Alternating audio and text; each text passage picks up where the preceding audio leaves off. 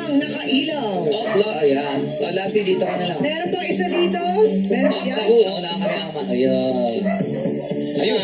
Si Vina. Pwesto na lahat. Okay, ngayon naman, tingnan natin kung sino ang nakaapak sa ilaw na kulay green. Kaya naman, ilaw, Mide!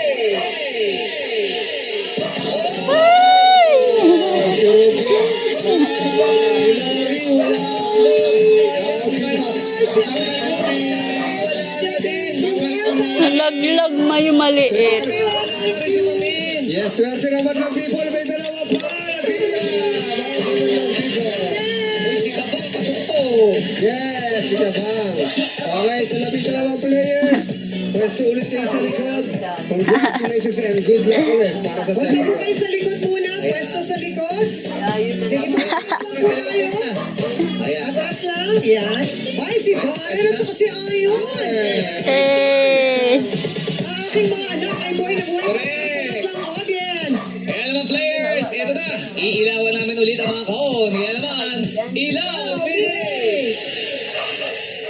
Okay players, doon lang po sa mga puting ilaw. Kayo po pwesto. Ayan. Pili na po kayo. Isa na po. Nang gusto niyo Okay, po sa sige, ilaw.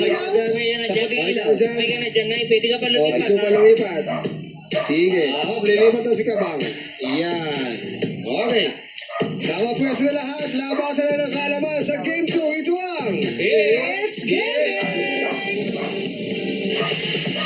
At ngayon alamin natin kung sino ang unang sasagot. Ilaw, Mide! Ay, si Darren. Okay, let's go, Chan. Kaya mo yan. Galingan mo. Sino si Darren? Dahil na unang sasagot, sunod si Ayon, paikot, at ang huling sasagot, Kuya Ayon. si Kabang. Okay, good luck sa inyo. Sunod. Makinig lang mabuti. One more people quiet para marinig nila ang question. Okay. Okay, mga players. 16 ang posibleng kasagutan. O, 16 yung pagpipiliin nyo. 12 lang kayo, kaya may 4 pang sobra. Pero pakinggan mo nung abuti yung mga sagot ng mga kasama nyo, baka naisagot na yung sagot nyo. Okay. Darren, uumpisahan mo. Hello. Magbigay ng Tagalog names.